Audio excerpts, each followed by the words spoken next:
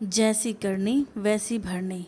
अरे सारा दिन पड़ी खाती रहती हो, कुछ काम धाम तो है नहीं तुम्हें। भाभी सुजाता ने अपनी ननद ज्योति से कहा, जो बुखार में तप रही थी और दोपहर में सारा काम हो जाने के बाद आकर अपने कमरे में लेट गई थी। उसका कसूर बस इतना था कि उसने आज पिंटू को नहला धुलाकर तैयार नहीं किया था। पिंटू भाभी का 2 साल का बेटा था। सारे घर का काम करने के बाद पिंटू की जिम्मेदारी भी ज्योति पर ही थी। उसे नहलाना, तैयार करना, उसके लिए अलग से खिचड़ी दलिया या जो वो पसंद करता है बनाना, उसे खिलाना सुलाना, सब ज्योति की जिम्मेदारी थी। पिंटू भी ज्योति से बहुत घुला मिला था। वह भी ज्योति के बिना किसी और से खाना पीना नहाना सोना नहीं करता था। कारण था, पैदा होने के बाद से ही भाभी ने कभी पिंटू की जिम्मेदारी अपने ऊपर नहीं ली थी। घर के कामकाज के साथ साथ सुजाता ने पिंटू की भी सारी जिम्मेदारी ज्योति पर डाल दी थी। ज्योति भी पिंटू से बहुत प्यार करती थी और उसका सारा काम खुश होकर करती थी। मगर आज बुखार की वजह से ज्योति कमरे में आकर लेट गई थी। उसे लेटे हुए बहुत देर भी नहीं हुई थी, फिर भी भाभी ने आकर उसे अच्छी खासी डांट सुना दी थी। भाभी का रवैया शुरू से ही ज्योति, दीप्ति और उनकी माँ मंजू जी, जो पैरों से अपाहिज थीं, उन्हें चलने फिरने के लिए व्हील चेयर की ज़रूरत पड़ती थी, के साथ अच्छा नहीं था। भैया विराट ने भाभी सुजाता से प्रेम विवाह किया था। भैया भाभी से बहुत प्यार करते थे, भाभी की हर बात मानते थे। इसी बात का फ़ायदा भाभी उठाती थीं। वो ज्योति, दीप्ति और अपनी सासू मंजू को परेशान करती रहती थीं और उनके खिलाफ भैया के कान भरती रहती थीं। भैया भी भाभी की बातों में आ जाते थे और भाभी के कहने से ज्योति दीप्ति को अच्छी डांट सुनाते थे। भैया मंजू जी को भी कुछ बोलने से गुरेज नहीं करते थे। भाभी की डांट सुनकर बुखार में तपती हुई ज्योति उठी। फिर वो बहुत नरमी से बोली, भाभी मुझे थोड़ा बुखार था इसलिए मैं आकर लेट गई। कहिए क्या काम है? अरे इस घर में सैकड़ों काम पड़े हैं। अगर मैं इस घर में ना हूँ तो पता चले कि कोई काम ढंग से हुआ ही नहीं है। जाओ जाकर पहले पिंटू को नहला दो, तैयार कर दो, उसके लिए कुछ बना दो, फिर तुम्हें भैया के कपड़े प्रेस कर दो। ऑफिस में पहनने के लिए उनके पास अब प्रेस करे हुए कपड़े नहीं हैं, सुजाता ने बड़ी रौबदार आवाज़ में कहा। सुजाता अपने आप को अकेले घर की मालकिन समझती थी। तभी वहाँ व्हील चेयर पर चलती हुई मंजू जी आ गईं। सुजाता बेटा, दीप्ति ने पिंटू को नहलाकर तैयार कर दिया है और दीप्ति ने पिंटू को खाना भी खिला दिया है। तुम चिंता मत करो, ज्योति को थोड़ी देर आराम करने दो, वह बुखार में है। बहुत ही धीमी से प्यार की आवाज़ में मंजू ने सुजाता से कहा। हाँ हाँ, पड़ी रहने दो इस महारानी को। महारानी जी को बुखार है तो उसे आराम करने दो। गुस्सा करती हुई सुजाता कमरे से बाहर निकल गई। बेटा ज्योति, क्या तुम्हें ठीक नहीं लग रहा है? कहो तो डॉक्टर को बता दें। मैं शालू आंटी को कह देती हूँ, वह तुम्हें पास ही के क्लिनिक पे बता दिखा लाएंगी।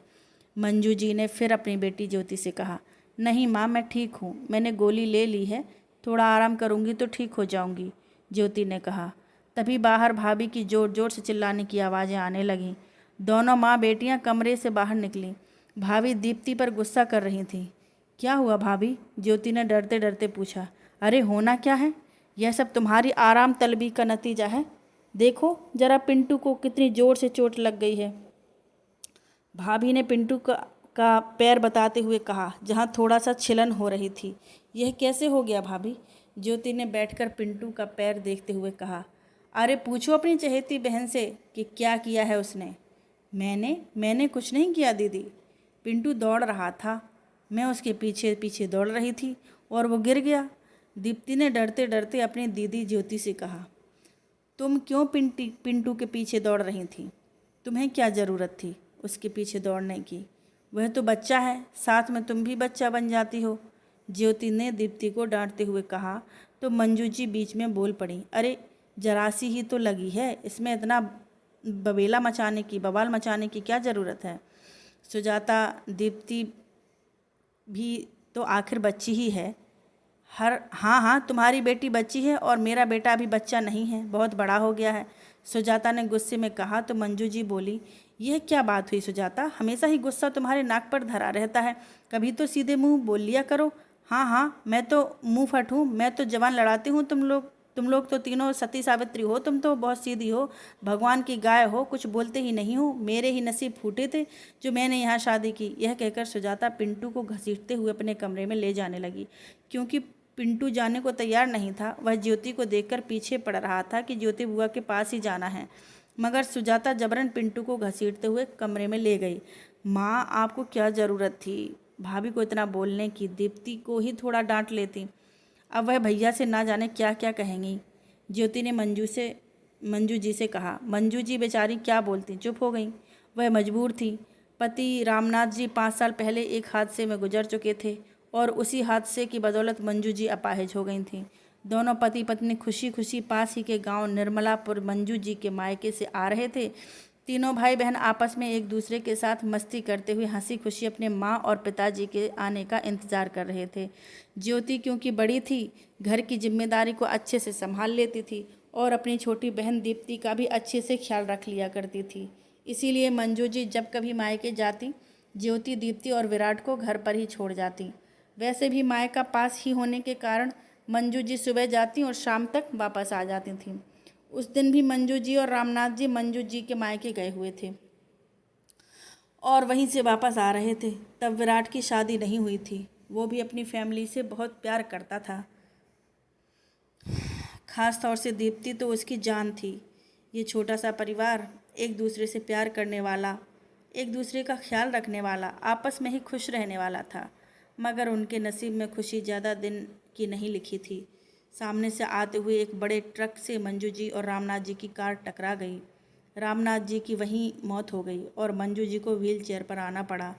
यहीं से उनके घर की खुशियाँ भी खत्म हो गईं। रामनाथ जी सरकारी कर्मचारी थे। रामनाथ जी की जगह विराट को उनकी नौकरी मिल गई, जिससे पैसे की तंगी तो नहीं आई, मगर घर की खुशियाँ छिन गईं। नौकरी लगते ही विराट ने अपनी पसंद से सुजाता से शादी कर ली और सुजाता ने आते ही घर में ज्योति, दीप्ति और साथ में मंजू जी का भी जीना दूभर कर दिया। विराट ने भी इन तीनों की तरफ से आंख बंद कर ली। जो सुजाता कहती उसे वो ही सही मान लेता था। सुजाता ने घर के सारे काम काज ज्योति के सुपुर्द कर दिए और बस खुद सजने संवरने में, घूमने फिरने में लगी रहती। पड़ोसियों या रिश्तेदारों के सामने भली बन जाती। सुजाता की माँ लीला जी भी सुजाता की ही तरह थीं। एक ही गांव में होने की वजह से वो भी जब तब चली जाती थी और घंटों बैठकर बेटी को ज्ञान दिया करती थी। विराट भी अपनी सासू जी का बड़ा मान सम्मान करता था। जब वो आती तो उन्हें खाना खाए बगैर नहीं जाने देता। ज्योति से कहकर तरह तरह की डिशेस बनवाता, बाजार से मिठाइयाँ लाता। लीला जी भी अपनी बेटी और दामाद से ही खुश रहती। उन तीनों माँ बेटियों से तो उन्हें कोई मतलब नहीं रहता। ज्योति भैया के कपड़े प्रेस करने लगी। तबीयत ठीक नहीं थी, हाथ काम नहीं कर रहे थे, मगर उसे ये काम भी अभी ख़त्म करना था। फिर शाम हो रही थी, उसे शाम का खाना भी तैयार करना था। तबीयत की वजह से उसने आज 2 ही सूट प्रेस किए, वरना वो पूरे सप्ताह के कपड़े प्रेस कर देती थी। प्रेस करके कपड़ों को भैया की अलमारी में रखने गई तो उसने देखा भाभी पिंटू को लेकर आराम से सो रही हैं। कपड़े अलमारी में रखने की बजाय उसने टेबल पर ही रख दिए कि अलमारी खोलने बंद करने की आवाज़ से भाभी की नींद खराब ना हो जाए। फिर वो किचन में आ गई। सबसे पहले उसने सिंक में पड़े ढेर सारे बर्तन धोए। फिर उसने कुकर में दाल चढ़ाई और भिंडी धोकर साफ़ करने में उनमें चीरा लगाकर मसाला भरने लगी। दाल चावल के साथ भरवा भिंडी भैया को बहुत पसंद थी। ज्योति भिंडी भर ही रही थी, तभी भाभी ने कमरे से आवाज़ लगाई, ज्योति ज्योति मैं सोकर उठ गई हूँ, चाय ले आओ। जी भाभी, अभी लाती हूँ, ज्योति ने कहा और भिंडी छोड़कर पहले चाय बनाने लगी। पास ही के कमरे में बेड पर बैठी मंजू जी चिढ़कर मुंह में बड़बड़ाती हैं। हाँ, ज्योति तो नौकर है जो अब इसे चाय भी हाथ में ले जाकर देगी। ज्योति सुजाता को चाय देने के बाद मंजू जी को चाय देने उनके कमरे में गई। लो माँ, चाय पियो। ज्योति ने कप मंजू जी की तरफ बढ़ाया। तेरे नसीब में तो सुख है ही नहीं मेरी बच्ची। देख, अब इस बुखार में भी काम करना पड़ रहा है। मैं अगर ठीक होती तो तेरी ऐसी हालत कभी ना होने देती। मंजू जी ने पल्लू से आंसू साफ करते हुए कहा। माँ, आप फिक्र मत करो, मैं बिल्कुल ठीक हूँ, ज्योति ने उन्हें दिलासा देते हुए कहा। सोच रही हूँ जल्दी ही तेरी शादी कर दूँ, कम से कम तुझे इस नर्क से छुटकारा तो मिलेगा। कल ही शालू आंटी को बुलाकर कहूँगी तेरे लिए कोई रिश्ता देखें। इस सुजाता से तो वो भी नहीं कह सकते। मंजू जी ने फिर से आंसू साफ करते हुए कहा। माँ आप फिक्र ना करें, हो जाएगी शादी। चलें। अब थोड़ी देर बाहर घूमकर ज्योति ने उन्हें व्हीलचेयर पर बैठाया और बाहर गली में ले गई। शालू आंटी भी अपने घर के बाहर ही बैठी थीं। मंजू जी व्हीलचेयर चलाकर उनके पास चली गईं और ज्योति आकर फिर से किचन में काम करने लगी। दीप्ति को उसने पढ़ने के लिए बैठा दिया था। दीप्ति भी माँ के साथ बाहर जाना चाहती थी, मगर ज्योति ने उसे एग्ज़ाम करीब हैं कहकर बाहर जाने से मना कर दिया और उसे पढ़ने की ताकीद कर दी। खाना बनाकर वो दीप्ति के पास आकर देखने लगी कि उसने क्या पढ़ा है। वो आकर बैठी ही थी कि मंजू जी भी आ गईं। मैंने शालू आंटी को कह दिया है तुम्हारे लिए रिश्ते के लिए। तुम्हारा नाम लेते ही उन्हें भी उनका भांजा याद आ गया, जो पढ़ाई करके अमेरिका से लौटा है और अपने बाबा का बिजनेस संभाल रहा है। उन्होंने कहा है कि वो अपनी बहन से बात करेंगी। मंजू जी ने खुश होकर ज्योति को बताया। सच में शालू जी बहुत ही अच्छी औरत हैं। हमारा भी उन्हें बहुत ख्याल है। मुझसे मिलने भी आती रहती हैं। लोगों को भी कहीं जाना हो तो साथ चली जाती हैं। भगवान ऐसे पड़ोसी सबको दें। मंजू जी ने शालू जी की तारीफ़ करते हुए कहा।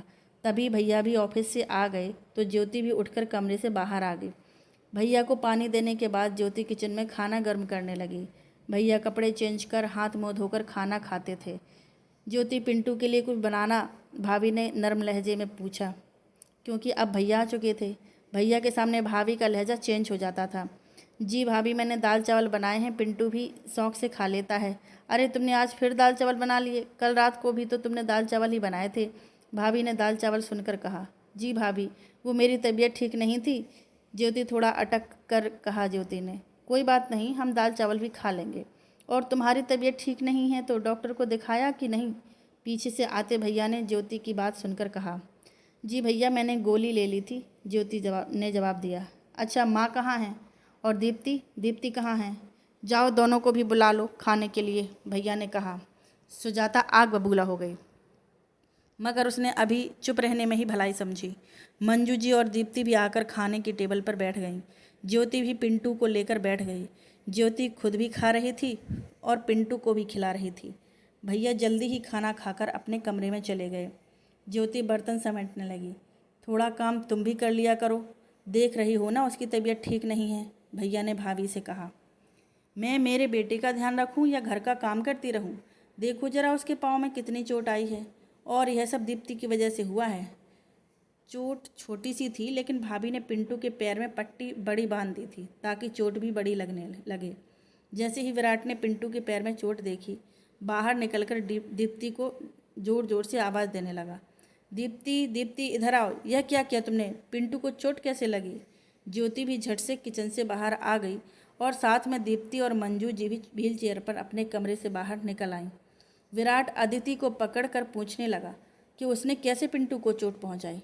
दीप्ति विराट का गुस्सा देखकर रोने लगती है और रोते रोते कहती है, भैया मैंने कुछ नहीं किया।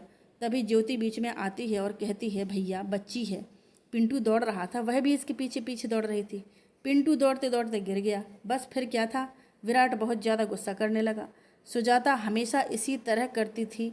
जहाँ भाई बहनों से थोड़ा अच्छा बोल लेता या अपनी माँ से थोड़ा हंस बोल लेता था तो सुजाता उसे इसी तरह किसी बात पर भड़काना शुरू कर देती थी और विराट सुजाता की बातों को सच मानकर माँ बहनों से लड़ जाया करता था।